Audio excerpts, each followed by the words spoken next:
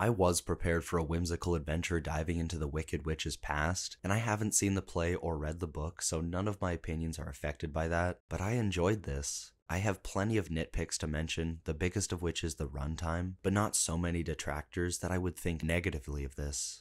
Welcome to Sandwich Reviews. I'm the Talking Sentient Sandwich, and while I'm not convinced this had to be split up into two parts, the power given to the goosebumps-inducing final performance made all of it worth it. Though, as I've already mentioned and will stress many times over, this movie is 30 minutes too long, and I could dive into my problems with part 1s in general, a topic for a video essay down the line, but for now, all that needs to be said is that part 1s will always get the short end of the stick. Especially when compared to their dramatic sequels, part 1s tend to be boring, uneventful, and entirely unnecessary, though the third act and the many catchy songs throughout saved Wicked Part 1 from being a textbook example of that, yet I can't help but consider all of those problems when reviewing this. And I think there is a story to tell that fits this 5-hour version of Wicked, but this movie did not prove to me that that was necessary. And it sucks because all of that screen time is devoted to scene after scene at some school, which wasn't bad, but there were countless other things that I wanted them to get to. And I've already stated that I know nothing about the story this adapts, though I have heard plenty of these songs, but I just immediately wanted Elphaba and Glinda to go to the Emerald City. I knew they would from the trailer, but even if they left at the midpoint, I would still complain that I wanted to see more, because for my own entertainment and plot purposes, I wish multiple elements were brought into the story sooner, one of which is not the talking animal plotline, which I thought was excellent but should have been dived into further. I don't have much to complain about because I'm sure, or at least hopeful, that it'll be expanded in part 2, but only having maybe 20 minutes spent talking about those delicate issues of hating the other doesn't really do it justice, nor does shoehorning the exposition of how we have talking animals in the first place. It all just wasn't executed as well as it could have been. Thankfully, the amazing songs and overall color in the sets and costuming were able to redeem this and distracted me enough from all of those problems. Because if you're a fan of musicals, or maybe even just interested in the Wicked Witch's backstory, then check out Wicked Part 1. It may be a long and drawn out preliminary to the actual movie I want to see, but I blame the studio for that, not anyone involved in the production, because the filmmakers clearly put in effort. But now, let's talk spoilers so I can get into the specifics of why this movie was simultaneously too long, while also being on the tedious side.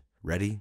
Alright. I know that being concise was not in the interest of this movie, but the Grimoire should have been introduced much sooner, and I figure the wizard actually is, because why else would they hide the smooth guy that Elphaba's mom was cheating with? But he should have been introduced earlier as well. His presence is felt throughout, which I did like, but I would have liked it more if he was a player for longer. I also enjoyed all of his clockwork stuff, and the reveal that he was demonizing the animals was great. I mean, not great, that's terrible, but it was great for the story. But he's introduced in the third act and then almost immediately after is revealed to be a fraud. We as an audience already know that, but I would have liked to sit in that for longer. In a natural sense, the wizard and Madame Marble should have at least attempted to keep up the lie. And maybe instead of spending so much time at the school, the movie should have extended their time in Emerald City. I think it was possible to get all of this and more, since the movie is substantially long, but I guess it just wasn't in the cards. But either way, that doesn't take away from how amazing Defying Gravity was. I have known of that song, and was waiting for it in particular, but man, that whole scene still just gave me chills.